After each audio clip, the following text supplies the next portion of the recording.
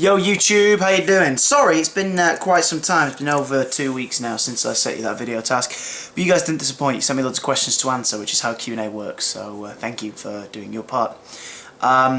Two things. One, this is the third time I've shot this video because the first time my MacBook just doesn't handle the same footage that my camera takes. Messing with my hair already.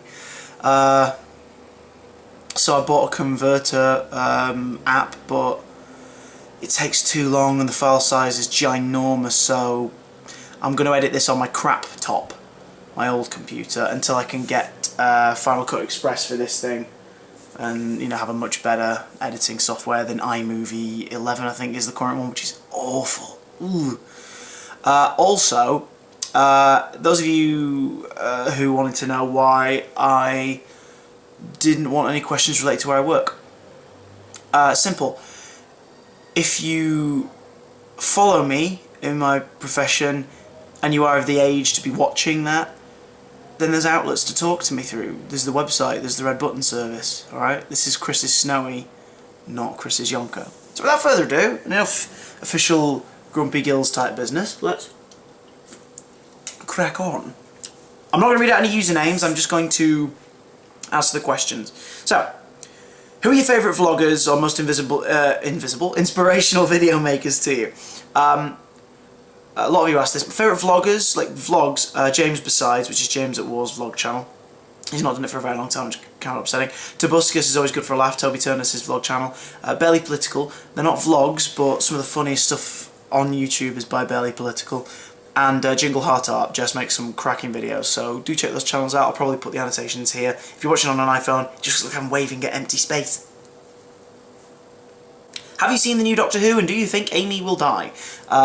Various versions of this question. No, I haven't seen it. Just because I work for the magazine doesn't mean that I can get my hands on it. And even if I could, I'd want to watch this on transmission. 1st of September is when I'm going to be watching the new series of Doctor Who.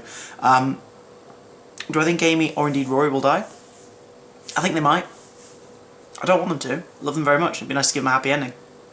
But two reasons. One, Stephen Moffat said he's not kidding around this time when people asked about this. And of course Rory and Amy have died many times. So it's possible that he'll go ahead with it. But also, the reason I think they might die is because we've had so many deaths from the companions so far. Rose died, except she didn't. Donna died, except she didn't. You know, physically. Astrid died, but she didn't die, like she became particles floating around space. So I think he may do it, but I don't really want Smith's Doctor to go too dark, because I like the fact that we've got a goofy Doctor again. Just to point out, a lot of you asked me multiple questions, not answering those. I might pick one from the multiple questions, but that's just cheeky. What's your favourite song? It's probably Innuendo by Queen. It was the #1 album and single the week of my birth. I love Queen. Queen are my favourite band. That answers a bunch of other questions. I love them so much. It really upset me as well at the Olympic closing ceremony. I have nothing against Jessie J, but when Jessie J started singing with Queen, I was like, really? What about Paul Rodgers? What about, you know, Adam Lambert, like sort of their official vocalists nowadays? But at the same time, the reaction that they got from the crowd and from people on Twitter and stuff, just the footage of Freddie Mercury singing, like you could have done an entire set of footage of him singing and Brian May and Roger Taylor playing drums and guitar live to that. That would have been incredible. Who's your favourite Doctor Who character from 2005 to now? I would have to say the Doctor. Cheating really, but we've had 3 cracking Doctors for the last 7 years. Eccleston, amazing. And even though McGann was the first Doctor I watched, Eccleston is my Doctor. I love Tennant, I absolutely love Tennant, I absolutely love Smith, so the Doctor, we've had 3 very interesting, very different incarnations, and it was the one character they really had to nail to make this show work. They had to get the character right, but at the same time bring him up to speed. Beautifully done by both head writers and all 3 actors. What games do you like to play on the PS3, and what is your favourite PS3 game? I love playing action-adventure stuff. I'm not really a fan of the sports or shooter games. Like, I've got Call of Duty Black Ops, which I really like, but once you've played one game like that, you've played them all. Same with sports, like football games. Once you've played one, you've played them all. I stopped playing football games with World Cup 98 on the Windows 98. Actually, I think it was Windows 95 version, so, you know, I don't need to play any more football games. My favourite games, Arkham Asylum and Arkham City. I've played them to death. My girlfriend recently played through both of them, which is the hottest thing in the world, a girl playing Batman games. Just, wow. And what would my other favourite game be? Spider-Man 2 is a classic. The Amazing Spider-Man, the recent Spider-Man game, is pretty good. A couple people asked me about that. Yeah, it's pretty good. It's like a mix of Arkham Asylum and Spider-Man 2. It's very, very, very, very, very cool. I'd also say my favourite game of all time, though, is Worms Armageddon. So addictive. Oh my days. If you've never played Worms Armageddon, you are missing out. Have you played the Back to the Future game? Yes, I have. It's really clunky. It's weird because it's fun to see the characters. It's like a fourth movie. It's fun to see the characters again, but it's a terrible game. Like, it's just so clunky, and it doesn't really tell you where to go, what to do. You really have to investigate and look over things time and time again. But the fact that Michael J. Fox cameos as different versions of Marty's ancestors, and the fact that Christopher Lloyd plays Doc Brown in it, just makes it so worthwhile. It's worth a look. What's your favourite incarnation of Batman from cartoon to film? So screen incarnations of Batman. Animated series. I have a massive soft spot for Adam West's Batman from the 60s, but the animated series nails it. Kevin Conroy is Batman, and he brings that gravitas back to the role when he's in the Arkham games, and he did it through Justice League, and oh my days, that version of Batman's perfect. Perfect. I love the Nolan trilogy, do not get me wrong, I love the Nolan trilogy, and I even love Batman Returns. I have a big soft spot for Batman Forever. It's not a good movie, but I have a soft spot for it. And then Batman and Rob. The one where George Clooney pretends to be Batman is an abomination, but, you know. No, actually there are no redeeming qualities. I was going to shrug and say something redeeming about it. There is no redeeming quality about that movie. So I'd say the animated series Batman is the closest one on screen to my favourite Batman. Are you stretching your ear or de-stretching your ear? Or neither? Well, not. I've got a little earring in, a little skull. It's kind of my favourite one. Not stretching it by any stretch of the imagination. Terrible pun. Go to hell for that kind of pun. Do you like to dance? No! What was your favourite Saturday morning kids TV show? Dick and Dom in a Bungalow, hands down. And getting to work with Dick and Dom has been a lot of fun. I daren't tell them that that was the programme that I grew up watching, because it will probably make them feel very old. But it was amazing. And even as a kid, I thought it was great. It was really funny. I didn't appreciate it as much as I do now that I know how TV works, and now that I pay more attention to it. If you ever watch any Bungalow clips online, or you catch there's a TV show called The Dick and Dom Diaries, which is about, it's like a best of the Bungalow stuff. If you ever watch it, Richard and Dominic are amazing, but watch out for Melvin O'Doom, Ian Kirkby, and Dave Chapman. They play all the other parts in it, like Harry Barton, the cat from next door, and whatnot. They are superb. Like, oh my days, I can't praise Dave and Ian particularly. I can't praise them enough. They're insanely entertaining folks. Who's your favourite Doctor Who companion? Toss up between Romana 2, for the Bellala Ward, and I'd say Donna, but not necessarily because she's my favourite character from say recent companions. It's because she's a very different take.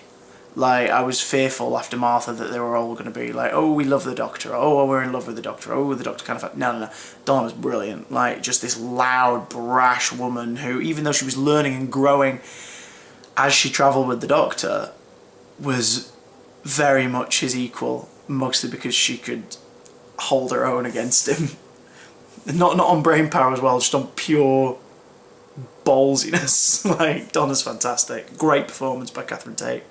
A lot of you asked for me to do a reaction video for the Doctor Who teasers. At the time, I think just the two had been out, like the earlier one, and then the one which showed footage from the first 4 episodes. And since then, the Save the Daleks teasers come out, and the BBC America trailer, which is amazing. I won't do a reaction video, I'll just tell you here. I thought the first 2 teasers were okay, but they picked some really weird moments. Didn't get me excited. I thought the Save the Daleks one was nice and creepy, and then the BBC America one, that's what got me psyched. Like, the clips chosen were very cool for that one. So yeah, can't wait. Why you keep moving? This is how it's worded. Why you keep moving? Work. Lived in Manchester. All my original followers, people who've been subscribed to me from the beginning, will know that I vlogged in my bedroom from Manchester. Blog vlog from my bedroom in Manchester. And then I moved to London. I was in Sidcup for a while, near Kent, and then I was in London. I was in Ealing, which most of my older vlogs and a lot of you that have joined now remember that, like the Doctor Who posters in the background, the shelves, and the nice high-angle shot that makes me look nice and thin. That was in Ealing. Moved to a block, the Abito block in Salford, which you've ever seen it. It looks like a big block, like pile of Lego bricks with a handkerchief draped on top of them. Moved to that. Pretty cool, but I would have gone insane if I'd stayed there. So now I'm in a flat in an undisclosed location, which I won't reveal to you. With my girlfriend. So we have a nice big flat that we're in at least for another, I'd say at least for another 6 months. I think we're here, and then we're looking to get a house. So yeah, that's where I keep moving. What's your favourite film in the Dark Knight trilogy? The Dark Knight. I love Batman Begins. I think it's an amazing movie. I love The Dark Knight Rises. It's a great film. It's not without its flaws. But it's a great movie. It's a really good movie. Again, like held on very strong performances. But The Dark Knight is the nearest thing to a perfect film, in my opinion. It's wonderful. Like, apart from maybe a more developed romantic edge to it, and maybe a little more humour, I'd say it's the closest to my definition of a perfect movie. And again, the cast are what make it amazing performance. This was technically a work question, but not entirely, so I will answer the part of it that didn't mention where I'm from. What was it like working with Elizabeth Sladen? It was amazing. Like, she was lovely. For those who follow the BBC, we did a special, Sarah Jane Adventures special, back in 2010, like a mini adventure, where I tried to join the Bannerman Road Gang. We filmed lots of stuff on the exterior of the house and the interiors at Upper Boat Studios, and you know, it was amazing. And got to work with Danny and Anjali, who play Clyde and Rani. They're wonderful, love them both to bits. And then at the very end of the day, we got to work with Liz, and she'd been filming all day. I think it was the Man Who Never Was. We were ready to sort of maybe can the scene, so she didn't have to stick around and do even more work than she was already been doing from like an early hour. She was more than happy to join us, film the sequence. She was wonderful to work with, lovely woman, very considerate, very fun. Yeah, I can say I feel honoured to have worked with her at least once. What villains would you like to see in the next Batman Arkham game? Before you say there hasn't been another announced, we all know they're working on one. No, we don't. Rocksteady have not confirmed anything, at this point anyway. I'd like there to be another one. I thoroughly enjoyed the first two. I don't know where you could go with it, but villains I'd like to see in that game. Poison Ivy. I want another proper Poison Ivy boss fight, like the first game. Because you only could access the Poison Ivy stuff if you were Catwoman on Arkham City, which is kind of limiting. Plus she's sexy as hell. I'd like something with Black Mask or the Ventriloquist, or even like the Falcones. You know what I mean? Like just some more mobster stuff. Mobster bosses would be very cool. I'd like a rematch with Bane, proper one. And I think the Joker. Why? Because he's alive. Think about it. In that final cutscene, go and watch it now on YouTube. After this video, go and watch it. In that final cutscene of Arkham City, spoiler alert, the Joker dies at the end of the game. But Batman gets knocked out just before that final moment, when the Lazarus Pit stuff crashes out and Clayface like dribbles into the Lazarus Pit. Batman gets knocked out. When he wakes up, the cure for the virus is in his other hand. And then the Joker leaps out of him from the darkness and stabs him and stuff. But why would the Joker risk losing the antidote for himself? What's to say he hasn't already taken some? And that the Joker that attacks him is actually Clayface again, but just looking like sickened Joker this time. Makes perfect sense. And I know Mark Hamill allegedly said he was retiring, but we've since heard from Mark Hamill that he isn't. He just doesn't think you could top that role, so he thinks now would be a good time to leave. Financially, I think he said he wasn't too happy with how much he was paid for the last game. And also he wants to do the Killing Joke as like a bow out. But I don't think that necessarily rules out him being in a further Arkham game. When are you going to do an Avengers review? Yeah, you all asked if I like the Avengers and if I like the Amazing Spider-Man. Okay, a quickie roundup review now, but I will get around to doing a proper full one in the long run. Avengers, perfect comic book movie. Just, oh my days, like, my favourite comic book movie before this, my hair is awful, I keep catching myself in the thing, I'm like, My favourite comic book movie before the Avengers had always been either Superman, incredible, and maybe X-Men 2, but hair fiddler. But the Avengers is the perfect comic book movie. It's like a comic book come to life. It's perfect. I love Joss Whedon even more. I didn't think I could. I'm a child of Buffy and a child of Angel and a child of Firefly. I'm a brown coat, alright? I'm a member of the Scooby Gang. I didn't think I could love him anymore, but I do. I can't wait for him to bring out the second one. I just realised I'm bouncing up and down a lot in the video, it's a bit weird. Amazing Spider-Man, loved it. Went to see it 3 times. Brilliant. I was terrified it was going to be terrible. But luckily, Mark Webb, at least with the direction, and Emma Stone and Andrew Garfield especially, pulled it out of the bag and showed us that even though Sony were just trying to rush a Spider-Man film out so they could keep the rights, they cared enough about the characters and the story to make it a very enjoyable movie. So, cannot wait to see where they take that series. Do you like Indiana Jones and or Sherlock? I'm guessing you mean the TV version of Sherlock Holmes, the recent version. I love Raiders of the Lost Ark. I like Temple of Doom. I love The Last Crusade. I hate Kingdom of the Crystal Skull. And I really hope they don't do another. And I love Sherlock.